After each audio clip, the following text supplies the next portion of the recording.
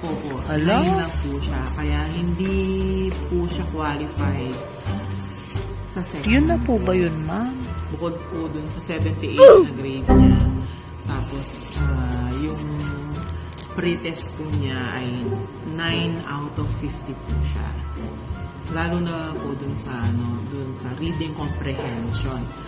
Medyo po siya dun, medyo mababa po yung scores niya. So, mas maganda po na matututukan po siya kung nandun po siya sa ibang section para po makasabay siya.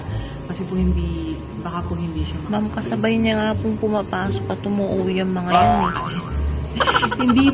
Hindi po sabay sa paglakad, sa pag-uwi, pagpasok. Ang ibig ko pong sabihin, yung advance po ng mga topics nila sa pinag-aaralan nila. Ma'am, paano po kung magbabayad na lang po ako? Magkano po ba? Hello?